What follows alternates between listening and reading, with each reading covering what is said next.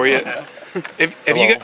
Hello. Have you gotten to the point where you know one way or the other if there'll be a series in particular you're going to prescribe for Cardale Jones to go in and play? No, we're not going to do that. You're not going to say first one of the second quarter or anything like that? No, just goes the game goes? Go. Yeah. Mm-hmm. What is the message when you have a guy like JT that's never played in a game, this is his first game, first start?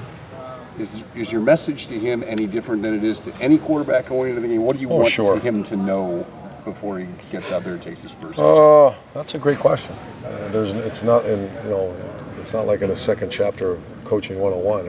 Everybody's demeanor is different. The really neat thing about him, I don't, anticipate anxiety, hopefully in the ball snapped. I'll never forget Alex Smith couldn't say the first play. When I put him against Utah State in the fourth quarter, we went in. I said, "Alex, come here." And we called the play, and I looked at him. I said, "Say that play back to me." And before signaling all that, he couldn't say the play. And I thought, "Man, this guy, I don't know if he'll ever be any good."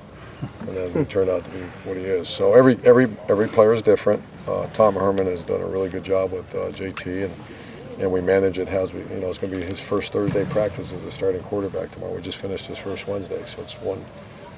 And is there something that I'm going to look up in my Bill Walsh book and say, how do you say? It all depends on him. So many guys. So I'm anxious to see too. I'm looking forward to see his demeanor as we get closer. Do you think your D has a handle on the triple option? Who's that? Does your defense have a handle on? Well, we made a decision, and I don't want to say the resistance, but on the first day of training camp, we said we're going. Because usually install, and then we get busy, and we started day one. So I think we have a handle on it. I just think who we're playing is really, really good at it. This is one of the better ones that I've seen over the years. As far as efficiency, as far as production out of that darn quarterback, he's really good. So. Meaning you started on day one practicing? Day one training camp, practice number one. We had a Navy period, and that's kind of not normal. That's not normal usually. Urban, do you have for health update on health and maybe what's going on with Marshawn? Marshawn had surgery. He had a pulled hamstring. He pulled it in high school and track season. Did pretty good during the summer, and then we just, he had some issues, and then finally we all said that God does make a hamstring to be sore for 5 months, and so he had surgery today. It's about a 3-month injury. He'll redshirt this year and be ready for spring. Did you hear from Braxton today? I did this morning, and I'm waiting to hear back. Yeah, is he supposed to be back? Yeah, he's supposed to be back later, like early this evening. I can't remember. I haven't written down. You feel good about your running backs? I feel really good about running backs. They've done everything that you've asked.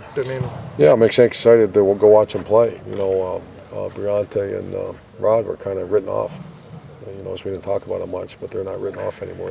They had a good training camp, and Curtis, we recruited Curtis to be an H, and he just was so productive in the spring at running back. We kept him there.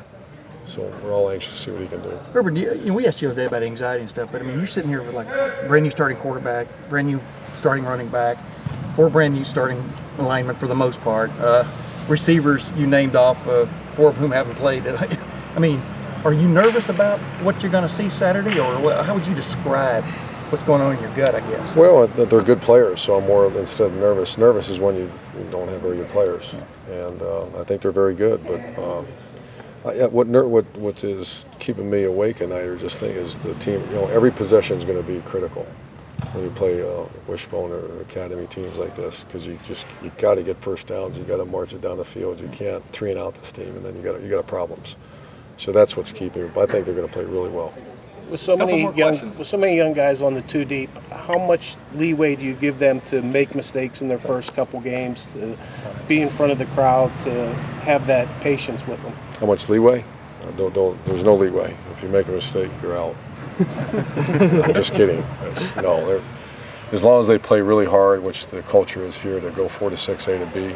If you make a mistake, that's fine. Just make it going full speed, and hopefully we coach mistakes out. That coaching mistakes are on the coaches. Lack of effort is something we can't do. So I think they'll play really, really hard. There are a lot of oars on that 2 deep that we saw, 3 deep at some spots and stuff. Is that good or bad that there are a lot of oars going into the first game? I'll let you know after the first game, but because I went through it with Jerry, and I did see a lot of oars, and I agreed with everyone that our coaches did. So I think it's a positive. All right. Thanks, guys. I was just going to say, I know you have respect